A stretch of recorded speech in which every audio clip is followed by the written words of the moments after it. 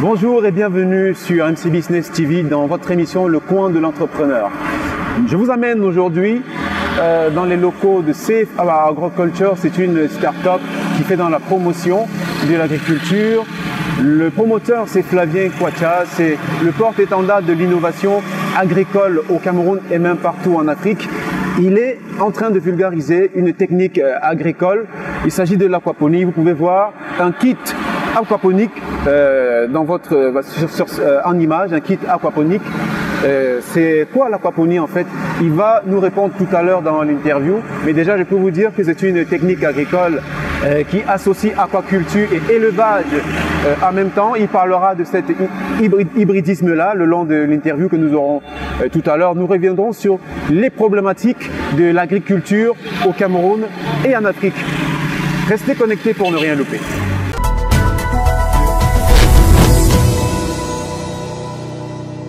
Comme je vous le disais tantôt, nous sommes avec Flavien Kwacha, c'est l'un des plus grands innovateurs du moment sur le plan agricole. Il est à la tête de Safe Agriculture, c'est une start-up qui fait justement la promotion de l'agriculture au Cameroun et en Afrique. Il va nous en dire un peu plus tout à l'heure. Si vous avez des commentaires, n'hésitez pas à laisser et surtout de vous abonner à notre chaîne, activer la cloche de notification pour ne rien rater. Alors Flavien Kwacha, bonjour et bienvenue sur MC Business TV. Bonjour. Vous allez bien?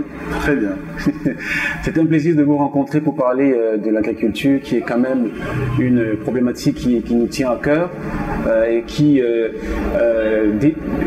mobilise beaucoup d'énergie au Cameroun et en Afrique.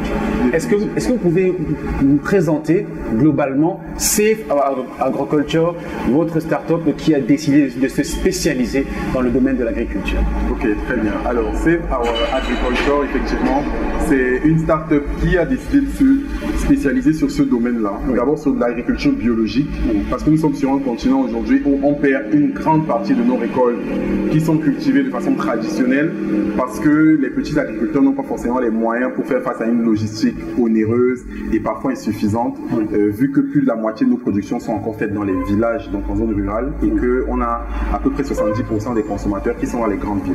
Oui. Donc nous avons voulu apporter une solution à ce problème, notamment en développant des systèmes qui permettent de cultiver des volumes beaucoup plus importants sur de petits espaces en ville. C'est ainsi qu'est né Safe Agriculture. Et on développe donc ces systèmes-là qui permettent de cultiver des légumes selon un mode de culture appelé aquaponie, qui consiste à utiliser des déjections de poissons comme engrais naturel pour cultiver des légumes biologiques. Donc globalement aujourd'hui on fait des systèmes de taille variée, petite, moyenne, grande taille. On va même sur des systèmes commerciaux pour des personnes qui veulent cultiver et revendre. Vous l'avez expliqué en peu de mots, est-ce qu'on peut insister pour que les Africains comprennent, parce que c'est quand même une technique novatrice, l'aquaponie. En quoi ça consiste concrètement? Alors, concrètement, en fait, on parle très souvent d'économie circulaire dans notre environnement aujourd'hui. Oui. Et on énonce justement la loi qui dit rien ne se perd, rien ne se gagne, rien ne se perd, tout se transforme. Loi de Lavoisier. Exactement. Lavoisier l'a bien résumé, mais c'est ce que nous on essaie aujourd'hui de remettre en forme de façon physique et simple. Oui. En gros, on met de la production végétale et de la production animale ensemble dans un cycle fermé, de façon à ce que les intrants d'un processus soient les extrants de l'autre. Oui. Et chaque production permet en fait à l'autre de vivre et de s'équilibrer. Oui. Donc dans le système d'aquaponie, globalement, les poissons font des déjections qui sont des nutriments pour les plantes. Les plantes aspirent les nutriments en purifiant l'eau qui retourne vers les poissons de façon plus propre. Ça permet que le système vive de façon permanente. Oui. Et ça a deux avantages. Je peux voir l'avantage écologique et économique aussi. Absolument. Mais est-ce que le marché camerounais et africain sont ouverts à cette technique? Aujourd'hui, le marché n'est clairement pas encore assez ouvert. Ouais. Nous sommes dans une stratégie justement nous essayons de convaincre les personnes pour les amener à adopter ce mode de production. Oui. Entre ce qu'on faisait en 2016, 2017 et aujourd'hui, il y a déjà une grande avancée.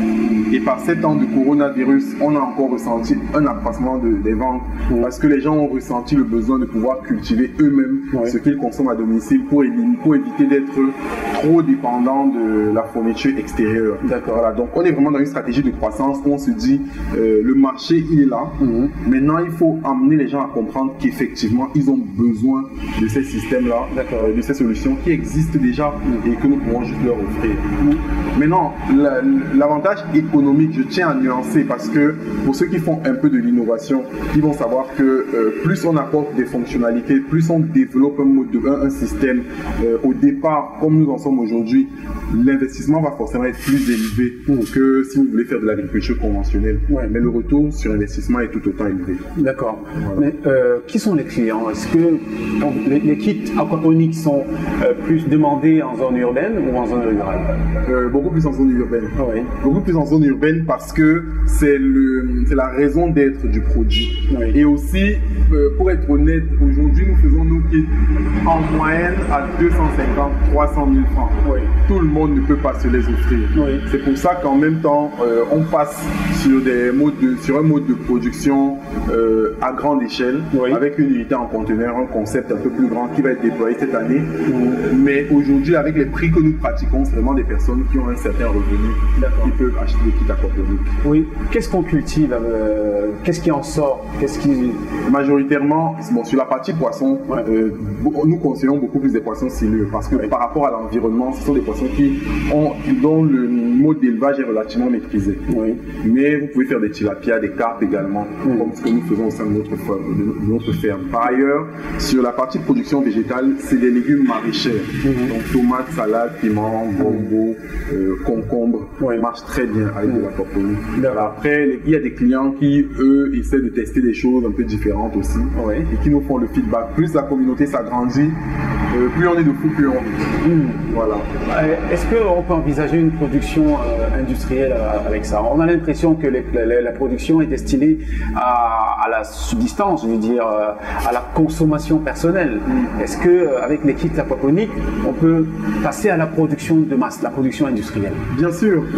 C'est une très bonne question parce que dans des pays développés aujourd'hui, ils sont clairement en train de regarder. En fait, nous, j'avais envie de dire le problème, mais c'est pas le problème. C'est-à-dire, c'est par rapport à notre contexte, notre problématique, que les gens se disent, est-ce que ça permet de produire assez?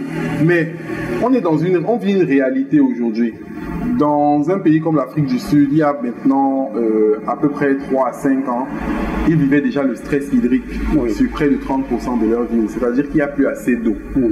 Et ce que les gens ne savent pas, c'est que l'eau, c'est une denrée qui est de plus en plus rare sur la planète.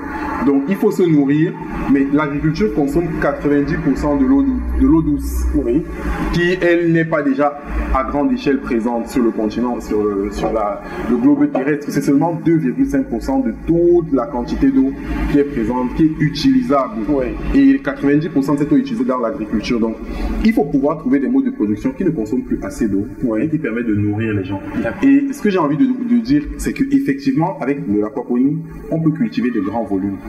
Mais il faut également investir.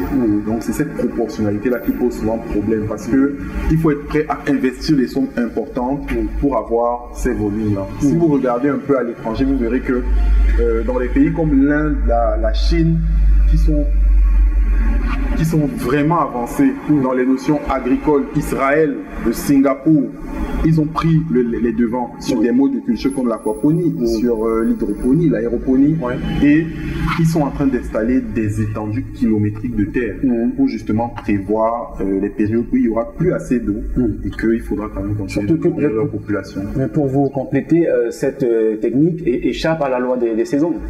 Exact, c'est ça. Voilà. La loi des saisons qui est encore, nous on est encore fortement tributaire au Cameroun. Vous voyez, il suffit de regarder notre calendrier agricole.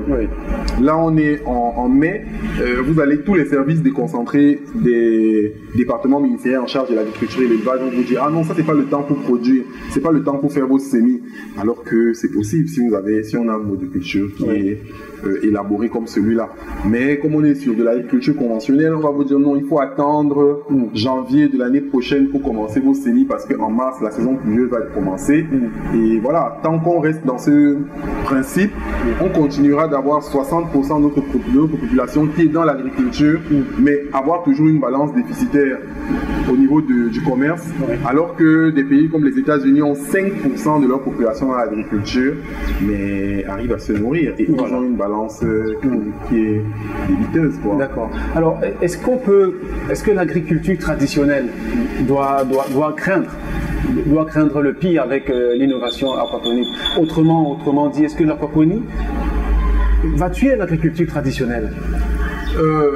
Vu sa dimension novatrice. L'aquaponie ne va pas tuer l'agriculture traditionnelle parce que c'est une question de spéculation, c'est une question de position des populations, d'investissement.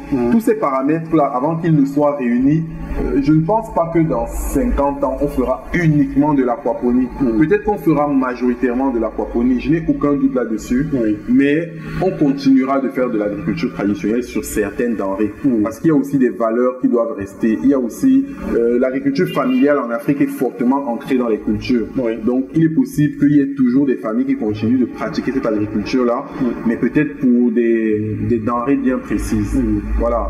Je crois qu'aujourd'hui on travaille ensemble. On n'est pas là pour voir qui va être au-dessus de l'autre. Notre objectif c'est de nourrir les populations. Donc que ce soit l'aquaponie ou l'agriculture traditionnelle qui elle est devant et qu'on n'arrive pas à nourrir les Camerounais, c'est même pas la peine de dire qu'on a réussi. On va revenir sur ce paradoxe-là plus tard dans l'interview, mais parlant justement d'agriculture traditionnelle, vous la pratiquez aussi parce que vous ne vous limitez pas à l'aquaponie, c'est tout le monde agro-pastoral que vous embrassez. Est-ce qu'on peut parler des autres activités que vous menez ici à Safe Agriculture? Oui, bien sûr, avec plaisir. C'est-à-dire que nous, on est spécialisé sur la culture de légumes maraîchers. Voilà, donc on fait des légumes, on fait de la carotte, du chou, tomates, piments, salade, concombre, en agriculture conventionnelle aussi. Et on a des débouchés justement pour les redistribuer sur le marché local, soit par les marchés conventionnels, soit avec des hôtels-restaurants avec lesquels on travaille. Mais en 2019, on s'est aussi diversifié sur de l'aviculture. D'accord. Donc on a une ferme d'élevage de poulets de chair. Voilà. Après, si on fait de l'aquaponie, vous comprenez naturellement qu'on fait de la pisciculture également. Tout à fait. C'est ça. Bon, on va ouvrir un autre chapitre de cette interview qui nous intéresse parce que pour ceux qui ne le savent pas, Flavien Kwacha, qui est, je crois, président de la Jeune Chambre internationale en exercice. Je l'ai été en fait jusqu'au 31 décembre 2019. Le mandat à la JCI, il est de 1 an. D'accord. Et c'est une organisation passionnante que j'ai dirigée pendant une année. Et voilà, aujourd'hui j'ai laissé la place. Est-ce qu'on peut parler de cette expérience-là? Bien sûr, avec plaisir. Qu'est-ce que vous avez retenu? Quels sont les plus beaux souvenirs en tant que président de la Jeune Chambre internationale? Qui a quand même vu passer des aînés respectés à l'échelle du continent. C'est ça, en tant que président, mais surtout en tant que membre. D'accord. Mes meilleurs moments à la JCI ont été en tant que membre, pas en tant que président. C'est vrai que ça peut sembler... certaines peuvent se poser des questions, mais... C'est une organisation à laquelle j'ai adhéré parce que j'ai lu ce qu'on appelle le credo. Le credo de la JCI a des phrases d'appel. C'est une sorte de valeur que porte l'organisation. Et la valeur à laquelle moi je suis le plus attaché, c'est nous croyons que la personne humaine est la plus précieuse des richesses. Moi, je suis parti d'une famille modeste pour être qui je suis, pour diriger cette entreprise et pour investir dans plusieurs autres entreprises, pour être opérateur économique au Cameroun, dans d'autres pays, pour rechercher des opportunités. Et au sein de la JCI, justement, j'ai appris cette valeur humaine qui a renforcé en fait en moi l'envie de toujours collaborer avec des gens pour faire des choses encore plus intéressantes. C'est vrai qu'en tant que président, c'est une belle expérience aussi d'une année parce qu'on dirige un certain nombre de jeunes leaders qui ont envie d'apporter quelque chose dans leur communauté. J'ai participé aux événements internationaux de la JCI cette année-là. Il y a eu la conférence Afrique en île Maurice. Il y a eu la conférence mondiale de la JCI qui était en Estonie. L'Estonie, c'est juste à côté, c'est à l'ouest de la Russie.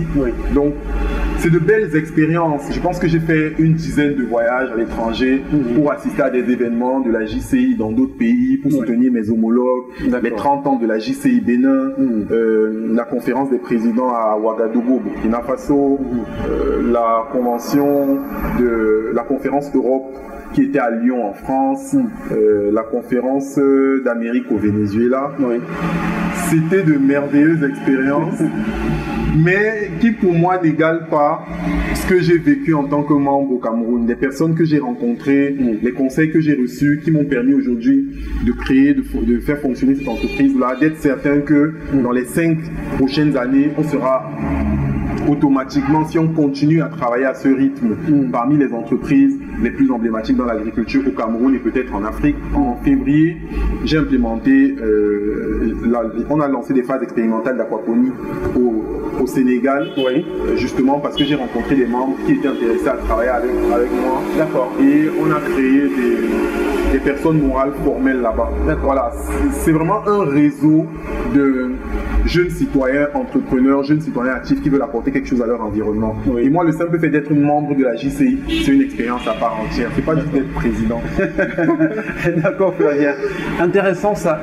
Mais vous êtes quand même parti, vous avez j'ai failli dire, un chemin assez disparate parce que vous êtes ingénieur à la base. Vous êtes formé à l'UCAC-ICAM comme ingénieur qui est censé être dans l'industrie, les grosses industries. Vous avez d'ailleurs été employé dans une entreprise portuaire qui payait plutôt bien, mais vous décidez de quitter votre boulot confortable pour vous jeter dans l'inconnu, je veux dire l'entrepreneuriat. Qu'est-ce qui vous pousse? Pourquoi cette passion pour l'agriculture? Passion pour l'agriculture, ça ne part pas de mon parcours. C'est parce que je suis né dans une famille agricole. Et j'ai beaucoup de respect pour ma grand-mère qui m'a pratiquement élevé. Voilà, on a grandi avec elle et elle nous a donné tellement de conseils. Moi, je vois en elle une dame qui a tellement à apprendre. J'espère que j'aurai la force un jour d'écrire avec elle un livre.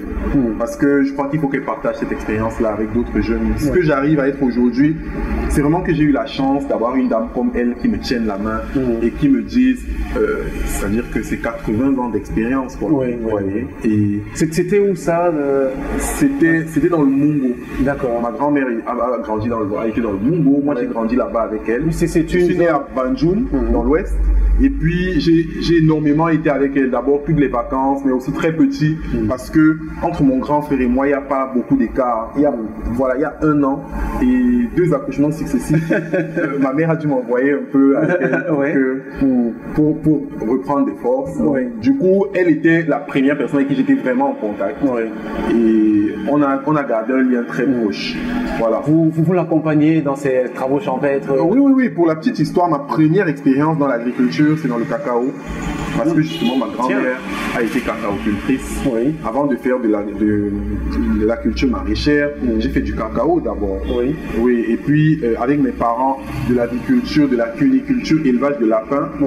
Et plus tard, après mes expériences professionnelles, je me suis dit, il faut peut-être que je retourne dans ce domaine-là. D'accord. Mais je crois que ce que j'ai vécu en tant que cadre en entreprise, ça m'a amené, ça a consolidé ce projet professionnel. Dans la mesure où on est dans un environnement qui est en proie à de nombreuses injustices et parfois tu te dis il vaut mieux travailler dans le domaine qui te passionne parce que certes on travaille parfois, on est très bien payé, mais à la fin de mais quand 17h, 18h souvent on a juste envie de rentrer parce que les personnes avec lesquelles on passe le temps en journée, c'est vraiment pas les personnes avec lesquelles on veut passer sa vie. Et moi aujourd'hui, ceux avec qui je travaille, mes collaborateurs, c'est des amis, c'est des coéquipiers. C'est vraiment que le soir, quand je veux faire des folies, je pense à eux. Et c'est pour ça qu'on arrive à emmener cette entreprise au stade où elle en est et que je suis certain qu'on va aller encore plus loin. Donc c'était plus par vocation, par déterminisme que vous êtes revenu à vos premières amours. Oui, passion. Mais vous avez quand même choisi une formation qui était un déphasage avec ce à quoi vous aspiriez déjà tout petit. C'est ça. Vous avez été influencé par le père, la mère? Voilà, les deux.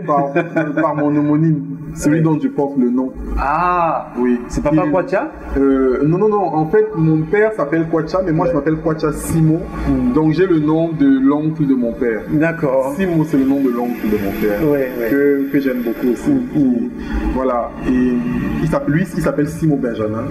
Et c'est son nom que j'ai porté. D'accord. Voilà. Du coup, moi j'ai été influencé par son profil à lui. Parce qu'il a été technicien de formation et j'ai voulu faire la même chose que lui. Donc c'est ça qui m'a orienté dans ma carrière. D'accord. Sur le plan éducatif. Oui. Mais aujourd'hui, on va dire qu'on a retrouvé le chemin. Oui. De toute façon, on n'avait jamais perdu le chemin dans la mesure où les notions techniques que j'ai acquises en tant qu'ingénieur m'aident aujourd'hui à faire de l'aquaponie. On est vraiment dans un monde globalisé aujourd'hui où il faut avoir une compréhension transversale de ce qu'on fait. Quelqu'un qui fait juste de l'agriculture, j'ai envie de dire qu'il faut qu'il se fasse bien accompagner. Moi, j'ai l'avantage aujourd'hui d'avoir fait un diplôme d'ingénieur, ensuite un master spécialisé en marketing, parce que j'ai travaillé en environnement portuaire. Ensuite, j'ai été directeur marketing pour l'Afrique centrale dans une entreprise de e-commerce avant de faire de l'agriculture. Donc, je comprends les notions techniques, le marketing et l'agriculture. Ça me permet d'avoir une vision transversale de ce qu'on fait. Et quand je discute avec mes collaborateurs au bureau, autant l'ingénieur en aquaponie que notre responsable marketing, je suis capable de faire des séances de travail avec eux et de leur dire cette orientation-là, elle est bonne ou pas selon moi. J'ai pas forcément raison, mais je parle en m'appuyant sur des principes fonctionnels de base qui sont avérés. D'accord. Alors Flavien, revenons à la problématique de l'agriculture en Afrique. Je vous prends un exemple simple. Chaque année, le programme alimentaire mondial va nourrir des Africains. La famine fait encore des morts en Afrique. Pourtant, l'Afrique, c'est quand même l'un des continents qui a le climat le plus diversifié et donc le plus propice, les terres les plus fertiles, les plus arables. Comment comprendre ce paradoxe-là, qui consiste à avoir tout pour se nourrir, mais à manquer des fois de quoi se nourrir chaque jour, au jour le jour?